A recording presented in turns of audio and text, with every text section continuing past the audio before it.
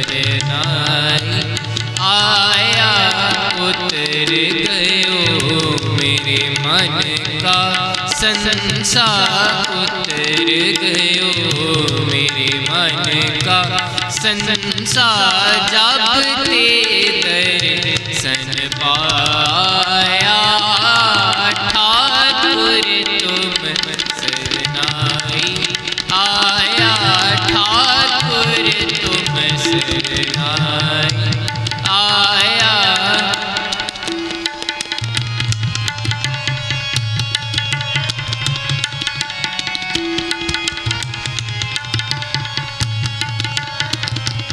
अनबोलत मेरी बिरथा जानी,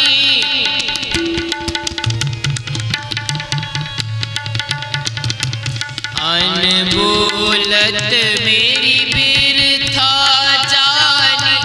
अपना नाम जपाया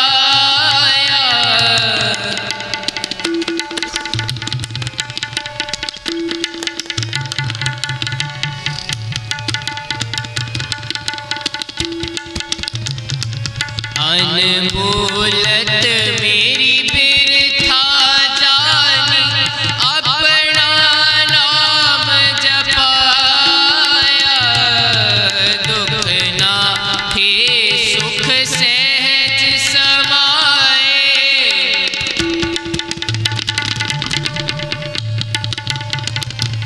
दुख ना थे सुख सहज समाए। आनंद आनंद गुण गाया ठाकुर तुम सरनाई।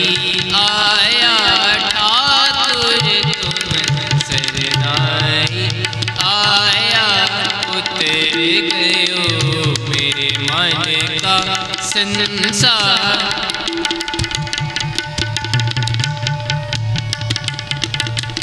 उतर गयो मेरे मन का संसार। जब ते दर्शन पाया ठाकुर तुम सरनाई। आया ठाकुर तुम सरनाई। आया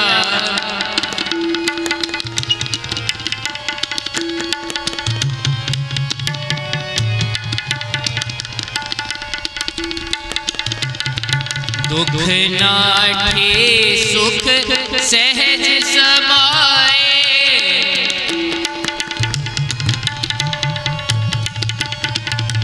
दुख ना थे सुख सहज समाए। आनंद आनंद गुण गाया। आनंद आनंद गुण गाया। दुख ना थे सुख सहज समाए।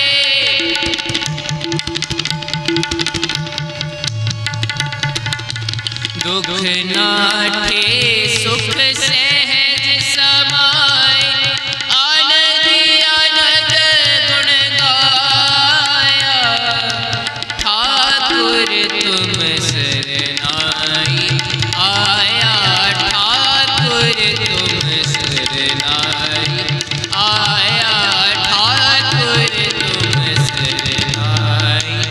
आया उतर गयो मेरे मन का संसार। उतर गयो मेरे मन का संसार। जब ते दर्शन पाया जब ते दर्शन पाया ठाकुर तुम सरनाई।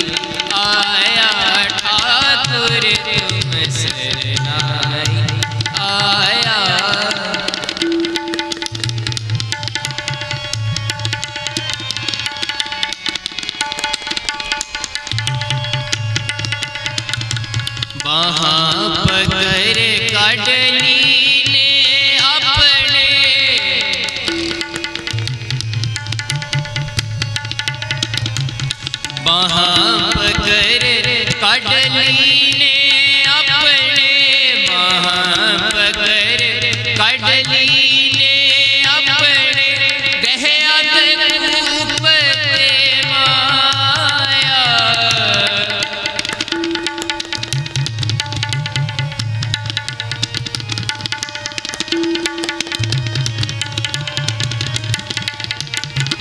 वहाँ पकड़ कड़ लीले अपने, वहाँ पकड़ कड़ लीले अपने, ग्रह अंग रूप देवाया,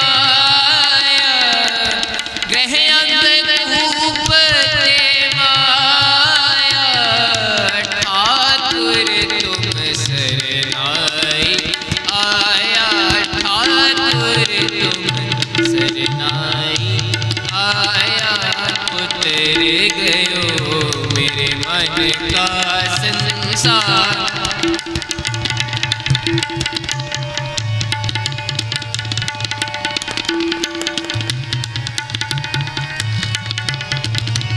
उतर गयो मेरे मन का संसार, जब ते दर्शन पाया, जब ते दर्शन पाया, ठाकुर तुम सरनाई आया, ठाकुर तुम सरनाई आया।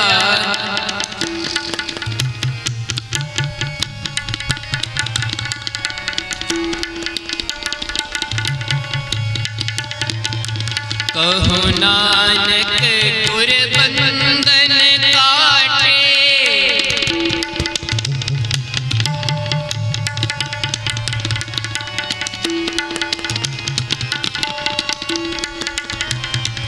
कहो नानक गुर बंधन काटे, कहो नानक गुर बंधन काटे, बिछुरत आण मिलाया, बिछुरत आण मिलाया, ठाकुर तुम सरनाई आया, ठाकुर तुम सरनाई आया, उतर गयो मेरे मन का संसार, उतर गयो मेरे मन का संसार, जब ते दर्शन पाया, जब ते दर्शन पाया, ठाकुर तुम सरनाई आया, ठाकुर तुम सरनाई आया, अनमोलत मेरी बिरथा जानी,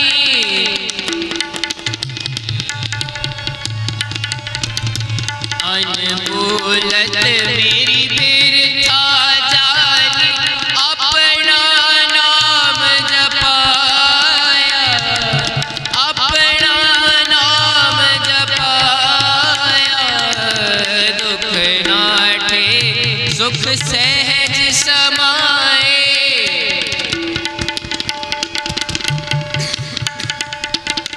दुख नाटे सुख सहज समाए, आनंद आनंद गुण गाया, ठाकुर तुम सरनाई आया,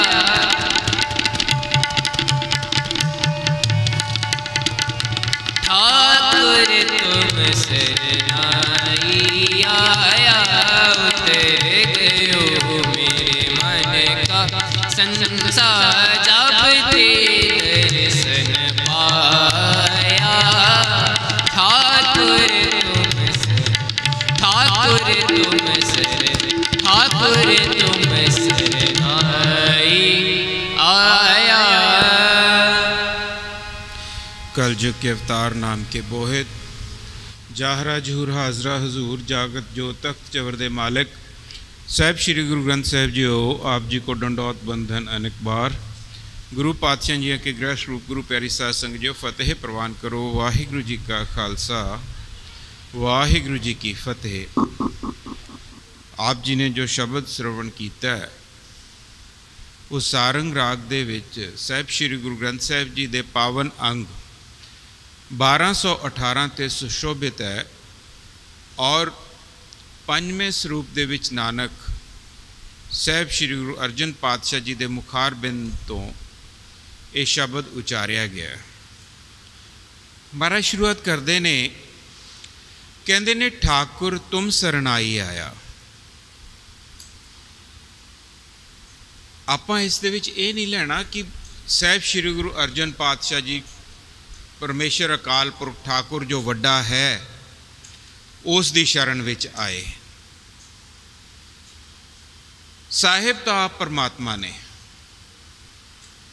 भन मथुरा कछ भेद नहीं गुरु अर्जन प्रतख हर मथुरा भट्ट जी फरमाउंदे ने,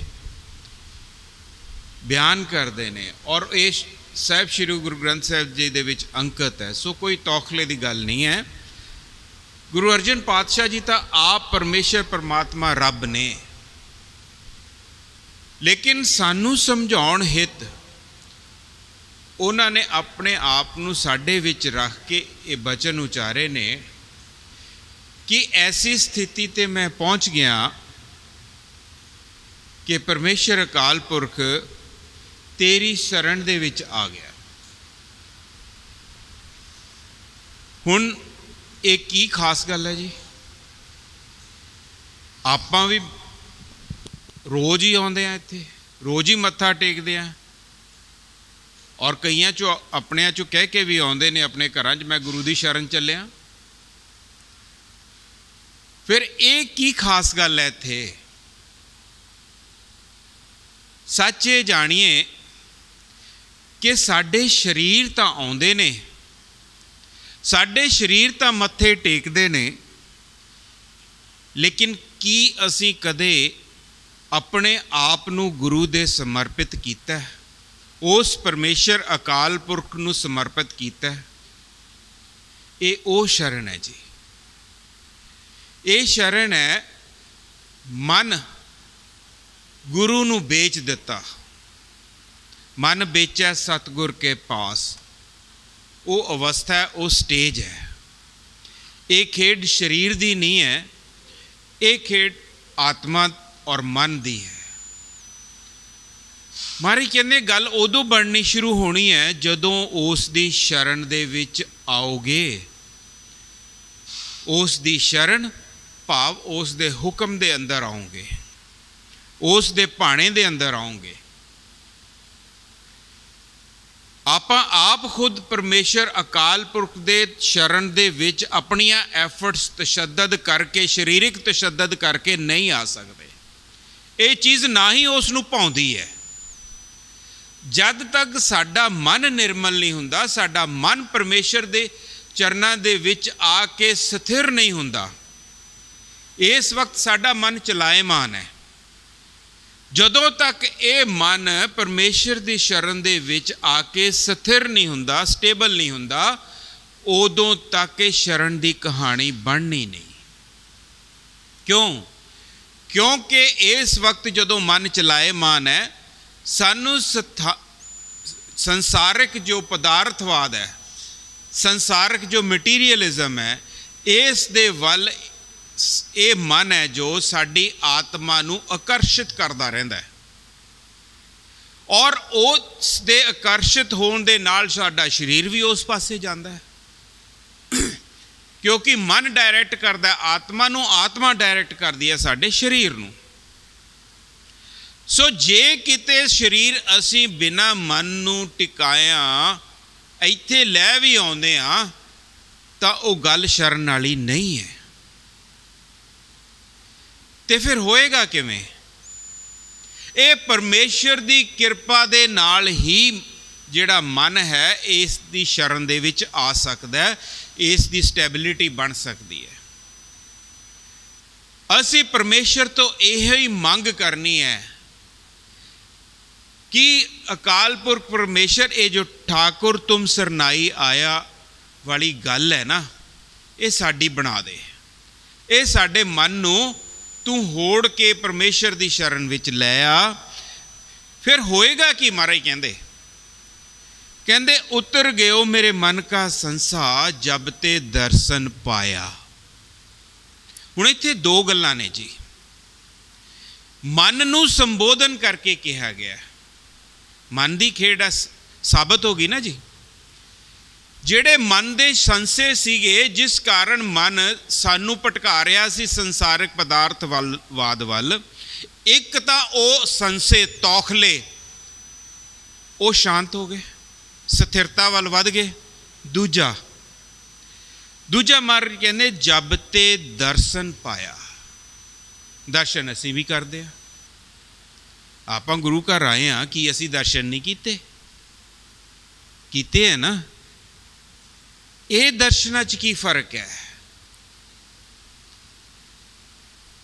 ये गुरु की जो मूरत है मन दे विच उस नूं ध्यान दे नाल टिका लेना, वो दर्शन ने। अज आपां हुक्मनामा सुनिया ना, भगत तरलोचन जी का मुखवाक आया सी। अज भाई साहब जदों उसके शब्द अर्थ दस रहे सन, बड़ी खूबसूरत उन्होंने गल कही। त्रिलोचन का की भाव है? त्रि मतलब तीन, ते लोचन मतलब चक्षु, नैन, अखां। हुण साडे दो अखां ने, ये तीसरी अख किहड़ी है? ये दर्शन है जी तीसरी अख दे। ये दर्शन की कहानी बनानी है। ये ਜਿਹੜੀਆਂ ਆਪਣੀਆਂ इंद्रियां वाले दर्शन ने ना जी, ये वो दर्शन नहीं ने। ये जब साडी तीसरी अख खुलती है ना, वो भावें फिर ये ਜਿਹੜੇ साडी इंद्रियां वाली अखां ने भावें बंद होण, लेकिन गुरु के दर्शन फिर भी हुंदे ने। वो दर्शनां दी इत्थे गल कीती है, और वो दर्शन जन्मा जन्मां दे तौखले खत्म कर दिंदी है, मन दे संसे खत्म कर दिंदी है, मन की भटकाहट खत्म कर दिंदी है। ये दर्शन उस दी किरपा सदका जदों मन शरण विच आ गया, तां दर्शनां दी एक गिफ्ट, एक भेंट ये सानू मिली है जी। मारे कहते अगे की कहते, अनबोलत मेरी बिरथा जानी, अपना नाम जपाया हुण। मारे कहते हुण ऐसी स्थिति बन गई, आपां ने तो इत्थे आउंदे आ जी, आपां अरदासां करदे आ, सब जानते हैं आपां की अरदासां करदे आ। आपां विचों कदे शायद ही कोई सज्जन ऐसा होएगा जिहड़ा कहंदा है परमेश्वर मैनू अपने नाल मिला लै, नहीं तो आपां पदार्थवाद दी अरदासां करदे आ ना। हुण मारे कहंदे इत्थे मेरियां अरदासां भी खत्म है। क्यों? क्योंकि तू बिना मेरे बोलिया, मेरी जो बिरथ है, मेरी जो डिमांड है, मेरे जो तौखले ने, वो तू जानदा है। ये मैनू भरोसा हो गया। हाले तक साडा भरोसा नहीं जी बनिया, आपां इस नूं तुलनात्मक तौर पर ही चलीए। साडा भरोसा नहीं बनिया कि परमेश्वर साडियां अंदरलियां गल्लां जानदा है। सानू ज्ञात जरूर हो गया, लेकिन साडा भरोसा नहीं बजिया। सानू एहसास नहीं होया इस गल का कि वो साडियां जो डिमांड्स ने वो जानदा है, उन्होंने पता है कि सानू की चाहिए। लेकिन जदों जग्यासू इस अवस्था ते पहुँचता है, उसनू इस चीज़ का एहसास हो जाता है, भरोसा हो जाता है कि परमेश्वर अकाल पुरख मेरियां बिरथावां चंगी तरह जानता है। ये एक वो अवस्था है जिवें एक बच्चा अपने पिता तो डिमांड्स रखता है, लेकिन जदों उन्होंने थोड़ी सोझी संभलता है, कई सियाणे बच्चे ऐसे होंदे ने वो डिमांड नहीं करते। उन्होंने ये पता लग जाता पिता ने मैनू टाइम सिर मेरी चीज़ जो मैनू मुहैया लोड़ है वो मैनू दे देनी है। ये उस एहसास की कहानी है जी। इहो ही एहसास साडा परमेश्वर परमात्मा अकाल पुरख ताई बनता है कि तू जानदा है कि मैनू कदों की चाहिए, तू जानदा है कि मेरे कर्मां मुताबिक मैनू की और किन्ना मिलना चाहिए। मैं एवं फालतू ना डिमांड करी जावां, एवं उस दे पिछे भटकी ना जावां, एवं उस दियां अरदासां करके टाइम ना अपना वेस्ट करा। मैं जिहड़ी असल अरदास है जुड़न दी तेरे नाल वो कायम रखा। वो किहड़ी है जी? आपां भी करदे हां लेकिन ध्यान नहीं हुंदा। सही प्यारे मेली जिन्हां मिलिया तेरा नाम चिते आवे, बस आ अरदास है। अगे की कहंदे ने, अपना नाम जपाया। हुण नाम आपां भी जपदे आ, लेकिन इत्थे लफज महाराज ने वरत्या जपाया। हुण असीं आप जपदे नहीं, इस स्थिति ते आके परमेश्वर सानू अपना नाम जपाउंदा है। हुणे वो स्थिति बन गई जी। किसे समय तां जग्यासू नू परमात्मा परमेश्वर दी लोड़ सी, वो परमेश्वर नू मिलन दी तांग रख रहा सी। इस वक्त वो स्थिति आ गई, परमेश्वर नू वो जग्यासू वो भगत चाहिदा है, एट एनी कॉस्ट, किसी कीमत ते भी। वो फिर उन्होंने आप अपना नाम जपाउंदा है। वो ऐसा नाम जपाउंदा वो किसी घड़ी विसरदा ही नहीं, उन्होंने विसरन ही नहीं दिंदा। उन्होंने ऐसी अवस्था ऐसी मस्ती विच रखदा है, वो नाम उस तो विसरदा नहीं। ये दो गिफ्ट्स उसनूं मिले ने। एक परमेश्वर उन्होंने ओदियां अंतर दियां जानदा, ये एहसास हो गया। दूसरा गिफ्ट उन्होंने मिलिया जी कि परमेश्वर उन्होंने ओदा नाम आप जपाउण लग गया। असी नाम जपदे आ, असी थक जाने आ, असी टुट जाने आ, साडी लिमिट है, असी किन्नी क देर पाठ कर सकते हैं। भाई साहब ग्रंथी सिंह साहबान भी 2 घंटे की रौल लाउंदे ने, उस तो बाद थकावट हो जाती है। लेकिन जदों परमेश्वर अकाल पुरख का एक गिफ्ट मिलता है ना जी, नाम वो जपाउंदा है, तो थकावट नहीं हुंदी। जन्मां जन्मां दियां थकावटां लै जांदियां ने, वो मस्ती दे विचों हल्का हो जाता है। इतना भी हल्का हो जाता है, सच जाणिओ कई बार धरती भी उसका भार नहीं लैंदी। अगे महाराज की कहते ने, दुख नाठे सुख सहज समाए, आनंद आनंद गुण गाया। हुण उस उपरली चीज़ का ये वर्णन आ गया जी, उस चीज़ का विख्यान आ गया जिहड़ी आपां ने कही है। महाराज की कहते ने, इस तरह चलते हुए कहते मेरे दुख नस गए, खत्म हो गए। जदों यही एहसास हो गया जग्यासू नूं कि मैनू परमात्मा जानदा, मेरा परमात्मा मैनू की चाहिए, कोई दुख है कोई नहीं। दूसरा दुख उदों हुंदा है जदों उस दुख महसूस होवे। परमेश्वर ऐसी बिरती बना दिंदा है, दुख महसूस ही नहीं हुंदा। दुख या सुख सानू उदों लगदे ने जदों महसूस हुंदे ने। दो इंसान ने जी, कई बारी आपां देखांगे सर्दियां दी रुत हुण आउण वाली है, एक ने तो बड़ियां कोटियां कोट वगैरह पाए हुंदे ने, दूजा कई बारी कमीज़ या टी शर्ट विच ही फिरदा हुंदा। फर्क ही है, उसनूं सर्दी महसूस हो रही है, उसनूं महसूस नहीं हो रही। इसे तरीके दे नाल दुख जदों महसूस ना होण तां दुखां तो छुटकारा हो जाता है। एक गल। दूजी महाराज की कहने हैं, सुख सहज समाए।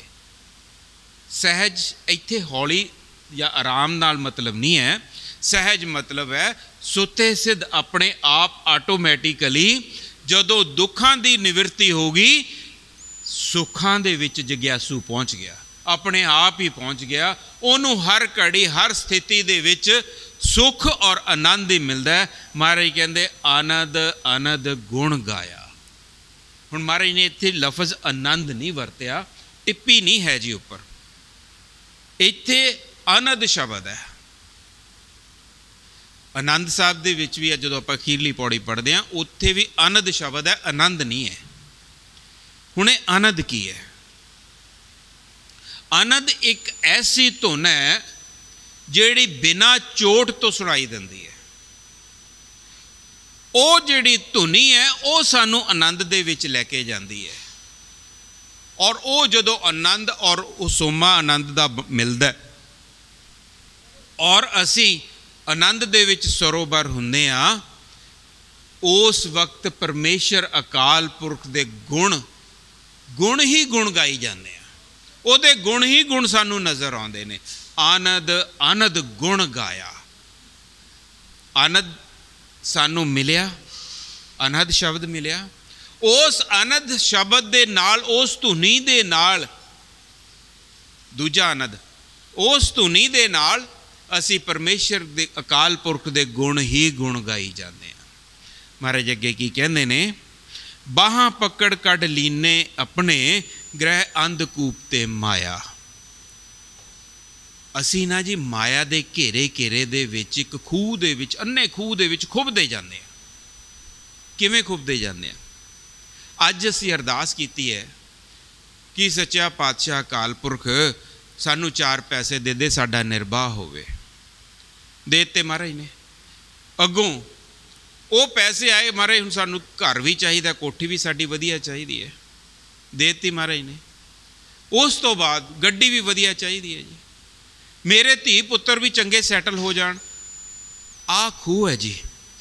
ਇੱਕ ਡਿਮਾਂਡ ਤੋਂ ਦੂਸਰੀ, ਦੂਸਰੀ ਤੋਂ ਤੀਸਰੀ, ਤੀਸਰੀ ਤੋਂ ਚੌਥੀ, ਅਸੀਂ ਆਪਣੇ ਆਲੇ ਦੁਆਲੇ ਇੱਕ ਐਸਾ ਹਨੇਰਾ ਇਕੱਠਾ ਕਰ ਲੈਂਦੇ ਹਾਂ, ਉਹ ਖੂਹ ਵਾਂਗ ਜਾਪਦਾ, ਉਸ ਦੇ ਵਿੱਚੋਂ ਬਾਹਰ ਪਰਮੇਸ਼ਰ ਨਜ਼ਰ ਹੀ ਨਹੀਂ ਆਉਂਦਾ। ਪਰਮੇਸ਼ਰ ਦੀ ਤਾਂਘ ਸਾਡੇ ਨੇੜੇ ਆਉਣ ਦੀ ਹੋਈ ਨਹੀਂ। ਮਹਾਰਾਜ ਕਹਿੰਦੇ ਨੇ, ਪਰਮੇਸ਼ਰ ਅਕਾਲ ਪੁਰਖ ਜਦੋਂ ਮੇਰੀ ਐਸੀ ਸਥਿਤੀ ਬਣੀ, ਤੂੰ ਮੈਨੂੰ ਬਾਂਹ ਫੜ ਕੇ ਉਸ ਅੰਨੇ ਖੂਹ ਚੋਂ ਬਾਹਰ ਕੱਢ ਲਿਆ। ਕਿਵੇਂ? ਜਿਵੇਂ ਆਪਾਂ ਪਿੱਛੇ ਕਿਹਾ ਵੀ ਮੇਰੀਆਂ ਡਿਮਾਂਡਸ ਤੂੰ ਜਾਣਦਾ, ਮੈਨੂੰ ਗਿਆਤ ਹੋ ਗਿਆ, ਮੇਰੀ ਡਿਮਾਂਡਸ ਦਾ ਕੋਈ ਲੈਣਾ ਦੇਣਾ ਨਹੀਂ, ਮੈਂ ਮੰਗਣਾ ਹੀ ਨਹੀਂ ਕੁਛ ਤੇ ਤੋਂ, ਮੈਂ ਪਦਾਰਥਵਾਦ ਤੇ ਤੋਂ ਲੈਣਾ ਹੀ ਨਹੀਂ, ਮੈਨੂੰ ਲੋੜ ਹੀ ਨਹੀਂ, ਮੈਨੂੰ ਤੂੰ ਚਾਹੀਦਾ ਬਸ। ਇਹ ਕਹਾਣੀ ਮਹਾਰਾਜ ਇੱਥੇ ਵਰਣਨ ਕਰਦੇ ਨੇ। ਬਾਂਹ ਪਕੜ ਕੱਢ ਲੀਨੇ ਆਪਣੇ ਗ੍ਰਹਿ ਅੰਧਕੂਪ ਤੇ ਮਾਇਆ, ਜਿਸ ਮਾਇਆ ਦੇ ਘੇਰੇ ਅਸੀਂ ਖੂਹ 'ਚ ਡੁੱਬਦੇ ਡੂੰਘੇ ਜਾ ਰਹੇ ਸੀ, ਮਹਾਰਾਜ ਕਹਿੰਦੇ ਡੋਲ ਪਾ ਕੇ, ਖਿੱਚ ਪਾ ਕੇ, ਬਾਂਹ ਫੜ ਕੇ ਤੂੰ ਸਾਨੂੰ ਬਾਹਰ ਕੱਢ ਲਿਆ। ਅੱਗੇ ਕੀ ਮਹਾਰਾਜ ਕਹਿੰਦੇ, ਕੌਣ ਨਾਨਕ ਗੁਰਬੰਧਨ ਕਾਟੇ, ਵਿਚਰਤ ਆਨ ਮਿਲਾਇਆ। ਹੁਣ ਇਹ ਵਿਚਰਤ ਕੀ ਹੈ ਜੀ?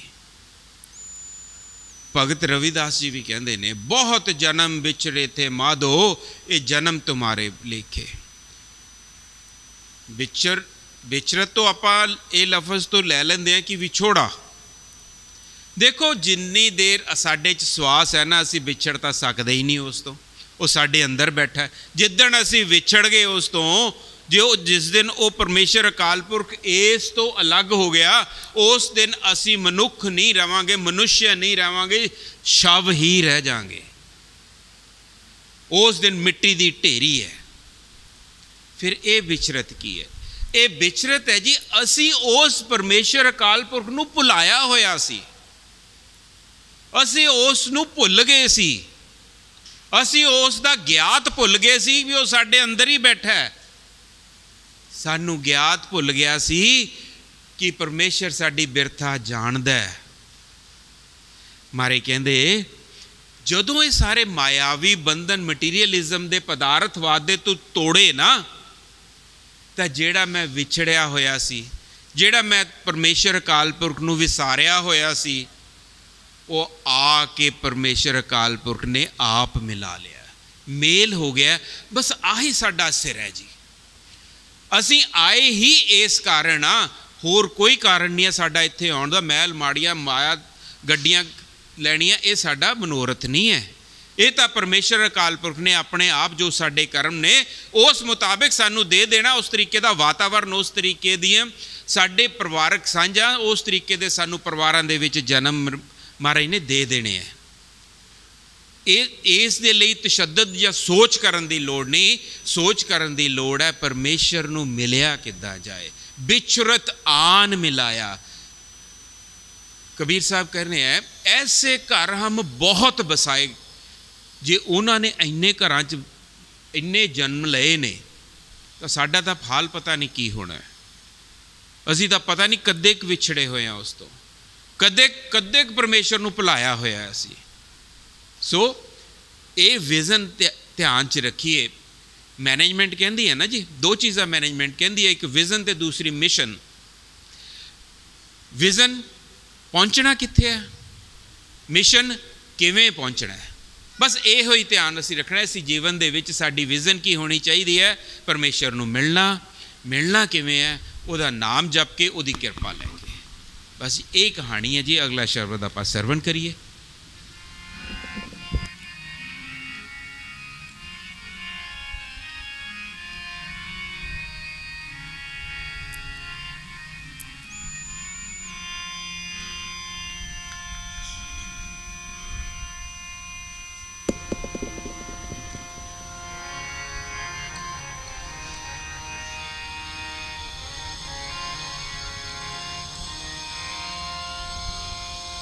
राख सदा प्रभ अपने साथ, राख सदा प्रभ अपने साथ, राख सदा प्रभ अपने साथ।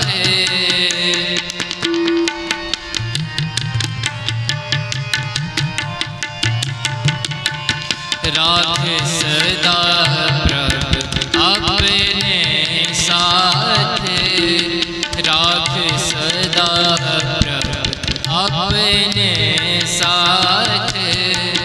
तू हमरो प्रीतम मनमोहन, तू हमरो प्रीतम मनमोहन, तुद बिन जीवन सगल अगाध। राख सदा प्रभ अपने साथ, राख सदा प्रभ अपने साथ।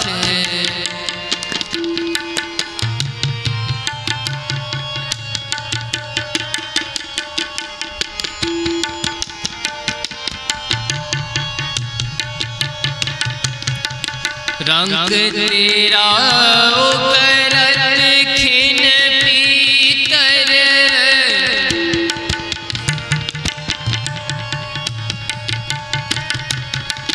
रंग तेरा करत खिन पीतर। प्रभ मेरो अनाथ को नाथ, प्रभ मेरो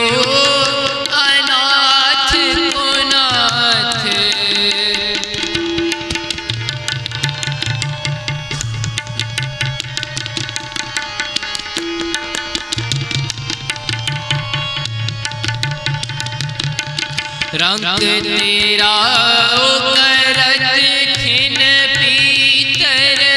प्रभ मेरो अनाथ को नाथ, जलते अगन में जन आपे उदार, जलते अगन में जन आपे उदार।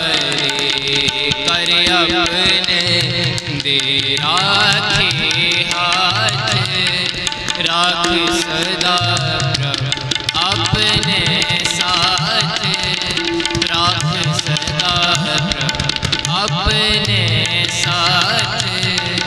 तू हमरो प्रीतम मनमोहन,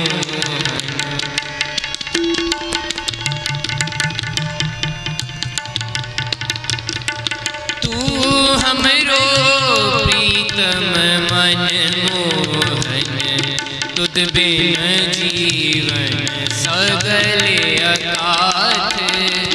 राख सदा प्रभ अपने साथ, राख सदा प्रभ अपने साथ।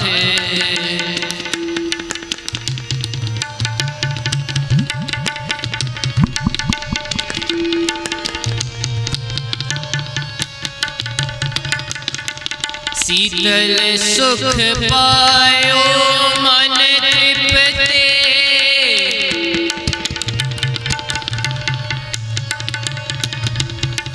शीतल सुख पायो मन तृप्ते। हर शरणी श्रम सगले नाथ, हर सिमरत श्रम सगले नाथ।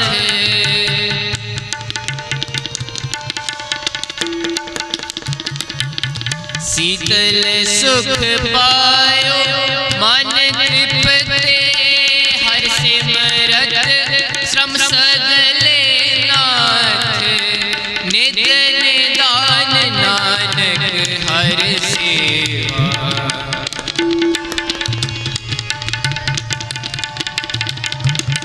नित निदान नानक हर सेवा।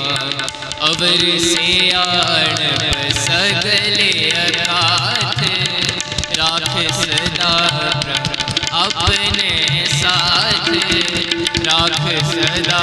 प्रभु राख सदा प्रभु आपने साथ। तू हमरो प्रीतम मन मोहन,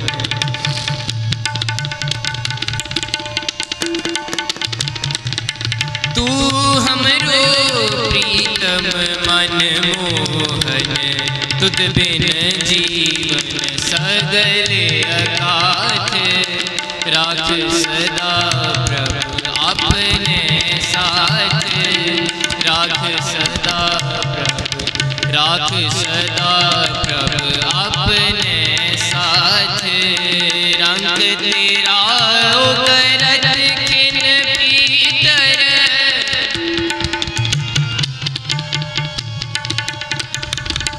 रंग तेरा ओ करत खिन पीतर। प्रभ मेरो अनाथ को नाथ, प्रभ मेरो अनाथ को नाथ। जलते अगन में जनिया पे उदार, जलते अगन में जनिया पे उदारे। कर अपने दे राखे हाथ। राख सदा प्रभु आपने साथ। राख सदा प्रभु आपने साथ। तू हमरो प्रीतम मन मोहन, तू हमरो प्रीतम मन मोहन। तुद बिन जीवन सगले अकाथ। राख सदा प्रभु, राख सदा प्रभु, राख सदा प्रभु आपने साथ। ਇਹ ਸ਼ਬਦ ਬਿਲਾਵਲ ਰਾਗ ਦੇ ਵਿੱਚ ਸਾਹਿਬ ਸ੍ਰੀ ਗੁਰੂ ਗ੍ਰੰਥ ਸਾਹਿਬ ਜੀ ਦੇ ਪਾਵਨ ਅੰਗ 828 ਤੇ ਸੁਭਾਇਮਾਨ ਹੈ ਔਰ ਸਾਹਿਬ ਸੱਚੇ ਪਾਤਸ਼ਾਹ ਸ੍ਰੀ ਗੁਰੂ ਅਰਜਨ ਪਾਤਸ਼ਾਹ ਜੀ ਦੀ ਹੀ ਮੁਖਾਰ ਬਿੰਦ ਤੋਂ ਉਚਾਰਿਆ ਹੋਇਆ ਸ਼ਬਦ। ਮਾਰੇ ਕਹਿੰਦੇ ਰਾਖ ਸਦਾ ਪ੍ਰਭ ਆਪਣੇ ਸਾਥ। ਪਿੱਛੇ ਆਪਾਂ ਜਗਿਆਸੂ ਦੀ ਇੱਕ ਅਵਸਥਾ ਵਿਚਾਰੀ ਸੀ। ਮਾਰੇ ਕਹਿੰਦੇ ਉਸ ਅਵਸਥਾ ਦੇ ਵਿੱਚ ਮੈਨੂੰ ਰੱਖ ਆਪਣੇ ਨਾਲ ਲਾ ਕੇ, ਮੈਨੂੰ ਵਿਛੋੜੀ ਨਾ ਹੁਣ। ਐਸੀ ਮੇਰੀ ਪ੍ਰਵਿਰਤੀ ਨਾ ਬਣੇ ਕਿ ਮੈਂ ਤੇਥੋਂ ਦੂਰ ਜਾਵਾਂ। ਕਿਉਂ? ਤੂੰ हमरो प्रीतम मन मोहन, तुझ बिन जीवन सगले का।